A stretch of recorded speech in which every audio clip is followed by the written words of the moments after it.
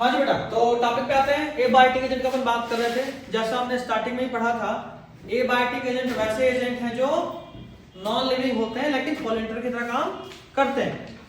उसमें मेजर दो हैं, एक विंड और एक वाटर। चलिए पहले विंड वाइजर का बात करें। इसके लिए पॉलन हल्का होना चाहिए तभी तो उड़ पाएगा। तो चला पत्थर वाला पॉलन है, हवा बह रहा, पत्थर वो उड़ ही नहीं रहा, काम होगा ना। तो लाइट होना चाहिए, नॉन स्टिकी।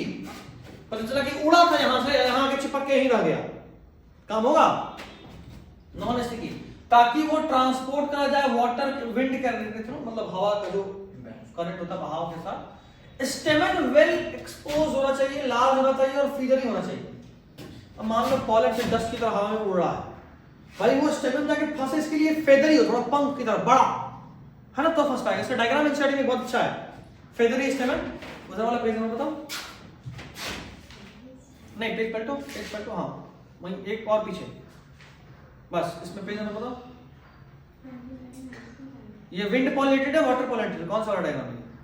डायग्राम में से पढ़ो ना। मिल गया कैसा पॉलन है, मतलब कैसा स्टिग्मा होगा, एकदम पंख की तरह, तभी तो फंस पाएगा पॉलन। ठीक है। अच्छा, इनमें सिंगल ओव्यूल होता है हर ओवरी में, और एक साथ बहुत सारे फ्लावर जुड़ते हैं ताकि थोड़ा बड़ा दिखे। ठीक है, ये एनसीईआरटी का सबसे इंपॉर्टेंट लाइन है। आप अगर इसको रट गए ना, तो या तो बोर्ड में या तो नीट में एक सवाल हर साल इस लाइन से तो बनता ही बनता है, या बोर्ड पूछ दे या नीट पूछ दे, ये वाला इतना इंपॉर्टेंट है। ठीक है, बहुत इंपॉर्टेंट पॉइंट। इसका एग्जांपल घास फूस में होता है, बहुत कॉमन है। और अगर हम एबायोटिक में बात करें तो पानी और हवा ये भी दो एजेंट है। ज्यादा कौन? हवा। हवा के थ्रू ज्यादा पॉलिनेशन होता है, हवा के थ्रू ज्यादा पॉलिनेशन होता है। दूसरा विंड का बात करें, ये बहुत ही रेयर है, ऑलमोस्ट अबाउट सिर्फ 30 जीनस में ही ऐसा होता है, और वो भी मोनोकॉट का। एग्जांपल वेलेस्नेरिया, हाइड्रिला और जूस्टेरा। जूस्टेरा इज सी ग्रास, इंपॉर्टेंट है।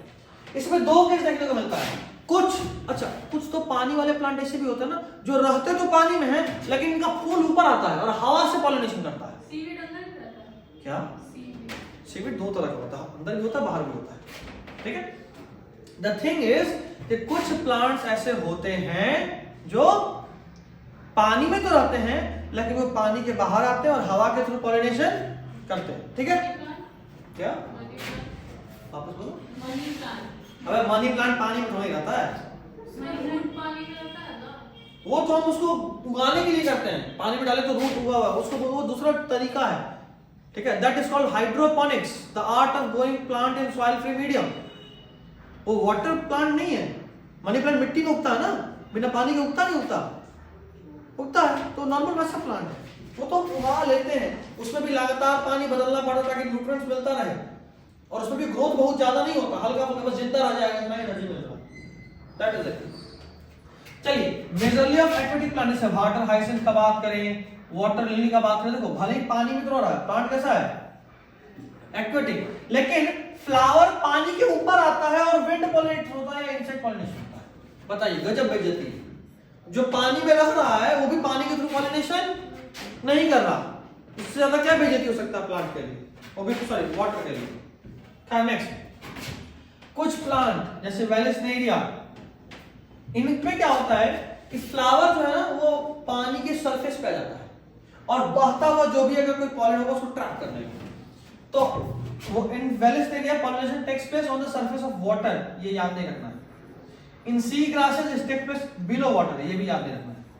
मतलब ये नाम याद नहीं रखना है, बाकी सब याद रखना है। अंडरलाइन पोर्शन को याद रखना है। वाटर सरफेस पे किसमें होता है? वेलेस्नेरिया। पानी के अंदर किसमें होता है?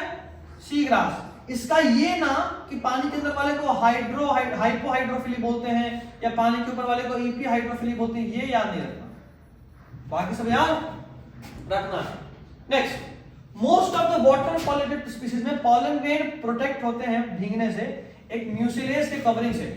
तो कोई लगता है कि कोई एक सेल अगर पानी में है तो लगातार पानी लगने से उस पर पानी लगेगा और खराब हो जाएगा, सड़ने लगेगा, तो खराब ना हो इसलिए उसके ऊपर एक कवरिंग होता है म्यूसिलेज का, इसलिए उसमें पानी नहीं लगता। जैसे मान लो तुम हाथ पानी में डाले रहो, फूलने लगेगा। लेकिन अगर हाथ पे खूब सारा तेल लगा लो फिर पानी में डालो तो सेफ रहेगा। वो चीज यहां तक ठीक है। ये topic one of the most important topics में से एक है, बोर्ड के लिए भी और जो नीट देंगे उनके लिए भी। नेक्स्ट, अब हम बात करने वाले हैं क्या बोलते हैं उसको, बायोटिक एजेंट्स। ठीक है, बायोटिक एजेंट यानी कुछ ऐसे एजेंट जो कि एनिमल्स के थ्रू पॉलिनेट करते हैं। ठीक है, तो मेजॉरिटी ऑफ फ्लावरिंग प्लांट जो होते हैं बहुत सारे एनिमल्स यूज करते हैं। मेजर पॉलिनेशन बायोटिक एजेंट के थ्रू होता है। कुछ प्लांट एबायोटिक एजेंट के थ्रू करते हैं पॉलिनेशन, और जो कुछ एबायोटिक एजेंट के थ्रू करते हैं उनमें भी मैक्सिमम एयर के थ्रू और सिर्फ 30 जीनस ऐसा जो पानी के थ्रू या वाटर के थ्रू। ठीक है, एनिमल्स में बहुत तरह के एनिमल यूज होते हैं, जैसा कि बताए थे, कोई बीज करता है, कोई बटरफ्लाई करता है, कोई चींटी करता है, कोई फ्लाई, कोई वास्प, कोई मॉथ, कोई बर्ड, कोई चमगादड़। ठीक है, अलग अलग तरह का यूज कर जाता है। सबसे मेन पॉलिनेटिंग एजेंट है मधुमक्खी, इसीलिए हम लीची के खेत में मधुमक्खी का बात कर रहे थे। तीसरा, कुछ प्राइमेट भी हैं, यानी कुछ बड़े डेवलप्ड एनिमल जैसे लेम्यूर, कुछ आर्बोरियल जो जब पेड़ पर आते हैं जैसे रोडेंट, कुछ रेप्टाइल जैसे गेको लिजार्ड या गार्डन लिजार्ड भी पॉलिनेशन करते हैं। उसके अलावा जो इंसेक्ट पॉलिनेटेड फ्लावर होता है तो वो क्या लगता है, कोई भी चीज, जिंदा चीज कोई काम नहीं कर देगा ना। तो फ्लावर को अगर किसी इंसेक्ट से पॉलिनेशन कराना है तो उसको बदले में कुछ देता है। बहुत कुछ हो सकता है जो देता है। एक खाना देता है, पॉलन ग्रेन। क्या होता है, इंसेक्ट कुछ पॉलन ग्रेन का पॉलिनेशन करता है और कुछ पॉलन ग्रेन खाने के लिए लेता है। तो पॉलिनेशन भी किया और कुछ खाना भी मिला बदले में। कुछ safe place to lay egg मिलता है, कुछ नेक्टर लेता है, कुछ सेक्स लेता है, मीटिंग। जैसे हम लोग प्रोस्टिट्यूशन में ना पैसा देके सेक्स खरीद लिए, कुछ ऐसा। कुछ इंसेक्ट ऐसा होता है जो पॉलिनेशन करने के बदले फ्लावर से बदले में मीटिंग लेता है, सेक्स। कुछ मॉथ्स में ऐसा होता है कि उसका और प्लांट का ऐसा इंटरेक्शन है कि जो फूल है ना उसका एक पंखुड़ी उस कीड़ा के, उस इंसेक्ट के फीमेल की तरह हो जाएगा, उस इंसेक्ट के फीमेल की तरह हूबहू। कलर भी वैसा, स्मेल भी वैसा और साइज भी वैसा, सब कुछ। तो उससे क्या होता है, जैसे मान लो कोई एक मेल इंसेक्ट बगल से टहल रहा था, उसको एक फीमेल इंसेक्ट का महक आया और वो मस्त एकदम मूड में आ गया कि भाई साहब अब तो कुछ करते हैं, तूफान आया, मेटिंग करा। तो मेटिंग करने के प्रोसेस में वो फूल पे चढ़ के आया होगा तो उसके बॉडी में कुछ पॉलन चिपक गए। अब वो मेटिंग करा, 10 मिनट बर्बाद करने के बाद उसको पता चला कि ले तो मेरी फीमेल है ही नहीं, धोखा हो गया मेरे साथ, इमोशनल डैमेज। उसका पूरा मूड खराब हो जाता है, तौबा तौबा करते हुए वहां से निकलता है। और जैसे ही गुजरता है तब तुम्हें बगल में कोई दूसरा फूल मिल जाता है। जाहिर सी बात है, फूल का पेड़ में देखोगे एक साथ बहुत सारा फूल एक ही तरह के होते हैं, क्योंकि ज्यादा चांसेस है कि उसका सीड वहीं पे गिर के ग्रो कर जाए। तो तौबा तौबा करते हुए नीचे उतर ही रहा था कि बगल से एक और महक आ गया। तो बोला कि नहीं, अब मूड तो बन गया था, मूड वेस्ट होने नहीं देंगे, यहां तो धोखा हो गया, चलो बगल में धोखा के बदले कुछ एंजॉयमेंट करते हैं। वहां गया, टहलते टहलते, खास बात यह था कि इसके ऊपर पॉलन चिपका हुआ था। जब दूसरे पेड़ पे जा रहा था, दूसरे फ्लावर पे जा रहा था मेंटेन करने के लिए, तो कुछ पॉलन गिरा भी तो होगा रास्ते में। अगर वो पिस्टल पे गिर गया तो फ्लावर का पॉलिनेशन हो गया, और दूसरा फ्लावर भी धोखे देने वाला है, उसके साथ भी मेटिंग करेगा, वही धोखा। लेकिन अगर वो मेटिंग के लिए इतना कुछ अवेलेबल नहीं कराना तो क्या मेटिंग होता, पॉलिनेशन होता? तो पॉलिनेशन के बदले उसको मेटिंग मिल रहा है। ये भी एनसीईआरटी में पढ़ना है, ये मेरा अपना सुनाया हुआ कहानी नहीं है, एनसीईआरटी का कहानी है, सुनना है, पढ़ना है। तो दिस इज द थिंग। तो कुछ को, अच्छा, जो इंसेक्ट पॉलिनेटेड होते हैं बड़े होते हैं, कलरफुल सुंदर होते हैं, महकते भी अच्छा है और उनमें खूब सारा रस होता है, नेक्टर। ठीक है, अगर छोटा फूल है तो सब एक साथ जमा होकर बहुत बड़ा नंबर बना देगा, इन्फ्लोरेसेंस लार्ज, ताकि वो दिखाई दे, वरना इंसेक्ट तो ध्यान ही नहीं देगा, भाव ही नहीं देगा। समझ रहे? नेक्स्ट, एनिमल्स या तो फूल का कलर या उसके सुगंध से अट्रैक्टेड होता है। ठीक है, बात है। आप फूल देख के क्या सोचते हो? ये तो नहीं सोचते ना कि मेरा खाना है या मेरा अंडा देने का सही जगह है या मेटिंग प्रोवाइड करने वाला है, तो नहीं सोचते। सुंदर बहुत है, अच्छा महक रहा है, एक तो कारण हो सकता है। फ्लावर पॉलिनेटेड बाय फ्लाइज और बीटल, फाउल और अच्छा। कभी गांव में लैंप जला के या लाइट जला के छत पे पड़े तो कुछ कीड़ा ऐसा आता है जो बड़ा भयानक बदबूदार होता है। अब भाई जो जैसा होता है उसको वैसा ही पसंद आने वाला है। तो जो कीड़ा खुद महक रहा हो उसको कैसा फूल पसंद आएगा? जो बदबूदार हो। तो जो फूल फ्लाइज या बीटल के थ्रू पॉलिनेट होते हैं वो बदबूदार होते हैं, ताकि एरिया एनिमल अट्रैक्ट हो। समझे? बदबू को बदबू पसंद आता है। नेक्स्ट, नेक्टर और पॉलन ग्रेन, ये जूस है और ये पिज्जा है। They are floral rewards to pollination. Pollination करने के बदले उनको रिवॉर्ड मिल रहा है। नेक्टर फूल का रस और पॉलन खाना। पॉलिनेशन के बदले जैसे बोले ना, कई बार खाना मिलता है, कई बार safe place to lay egg मिलता है, कई बार मेटिंग मिलता है। देखो, इन सब स्पीशीज फ्लोरल रिवॉर्ड क्या है? Are in providing safe place to lay egg. जैसे कि एमोर्फोफिलस एक मॉथ और यक्का है, they can not provide the life cycle without each other, क्योंकि एक पॉलिनेशन करता है और दूसरा उसका अंडा देता है उसी में। ठीक, अब आउटब्रीडिंग डिवाइसेस। अब बात इस बात पे आता है कि भाई साहब पॉलिनेशन तो कर दिए, लेकिन जैसा कि हम लोग पहले ही सुन चुके हैं, पढ़ चुके हैं, सेल्फ पॉलिनेशन खतरनाक होता है। अगर अभी सेल्फ पॉलिनेशन हो रहा है तो इनब्रीडिंग डिप्रेशन होगा और आने वाले समय में बच्चा होगा ही नहीं। तो प्लांट उसको रोकने का तैयारी करता है। ठीक है, प्लांट उसको रोकने का तैयारी करता है, उसको बोलते हैं आउटब्रीडिंग डिवाइसेस। क्या बोलते हैं? Outbreeding devices. किसी तरीके से आउटब्रीडिंग रुके। जैसे क्या क्या है, बहुत सारा चीज है, जैसे pollen release and stigma receptivity are not synchronised. हम लोग पढ़े हुए थे, ऑटोगैमी के लिए चाहिए था, ये नहीं रखते हैं ताकि ऑटोगैमी नहीं हो। मतलब ये कि अगर मेरे ही बॉडी में मेल पार्ट भी बन रहा है और मेरी बॉडी में फीमेल पार्ट भी बन रहा है, तो जिस वक्त मेरा मेल पार्ट मैच्योर होकर पॉलन ग्रैंड रिलीज कर रहा है उस वक्त मेरा फीमेल पार्ट मैच्योर ही नहीं। तो अगर पॉलन ग्रैंड लैंड कर भी गया सेम टू सेम, तो क्या वो पॉलन ट्यूब ग्रो करेगा? नहीं करेगा। तो क्या ऑटोगैमी होगा? सेल्फ पॉलिनेशन होगा?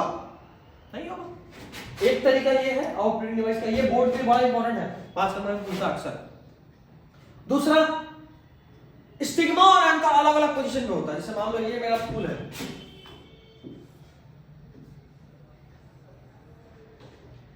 ऐसा। अब मान लो मेरा एंथर इतना बड़ा है। अब तुम बताओ, यहां से एंथर रिलीज होगा, इधर बोर्ड देखो सब लोग, यहां से एंथर अगर रिलीज होगा तो कितना चांसेस है कि वो यहां पहुंच जाए? कम है। कई बार किस्मत से हवा ऐसे एकदम स्पेशली वायु देवता यहां से फूंक मारे, जा बेटा उड़ जा, तभी चांस बनता, नॉर्मल तो चांस नहीं बनता। तो स्टिग्मा और एंथर अलग अलग जगह पे प्लेस्ड होता है ताकि वो एक दूसरे के कांटेक्ट में आ ही नहीं। एक तरीका है प्रोडक्शन ऑफ यूनिसेक्सुअल फ्लावर, तो फ्लावर यूनिसेक्सुअल, दूसरा गैमेट है ही नहीं, जाहिर सी बात है पॉलिनेशन नहीं होगा। एक तरीका होता है सेल्फ इनकॉम्पैटिबिलिटी, ये सबसे ज्यादा तरीका है।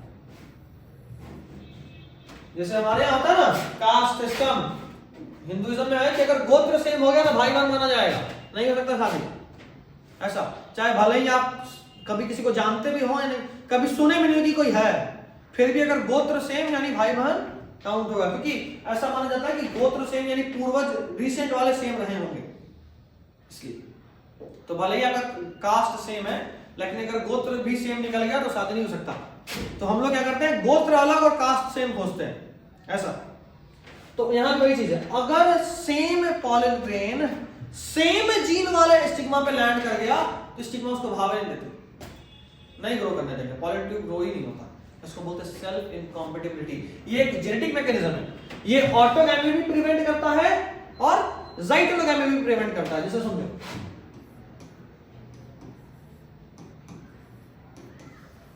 मान लो इसका पॉलन इस वाले के स्टिग्मा पे लैंड कर गया, तो भाई साहब ये वाला केस इस पे काम कर जाएगा। इस वाले कंडीशन में मान लो ये जब पॉलन ने रिलीज किया तब ये मैच्योर ही नहीं है तो ग्रो नहीं करेगा, अच्छा, ये वाला केस काम कर गया। दूसरा यही वाला same to same case, stigma और एंथर अलग अलग जगह पे है, ये भी इसमें काम कर जाएगा। अगर यही वाला सेम चीज स्टिग्मा और एंथर अलग अलग जगह पे है तो ये तो हो सकता है ना कि इसका पॉलन ग्रेन इसके एंथर पे स्टिग्मा पे गिर जाए, ये तो हो ही सकता है। इसका पॉलन इसी पे नहीं गिरेगा लेकिन इसका इसके नीचे वाले पे तो गिर सकता है। तो ये सब ऑटोगेमी प्रिवेंट करता है, जाइगोनोगेमी नहीं, लेकिन सेल्फ इनकॉम्पेटिबिलिटी दोनों प्रिवेंट करता है। सेल्फ इनकॉम्पेटिबिलिटी दोनों प्रिवेंट करता है। क्यों? देखो, मान लो इसका मेल गैमेट इसके फीमेल गैमेट पे गिरता है, फिर भी जीन तो दोनों का सेम ही है क्योंकि सेम प्लांट है।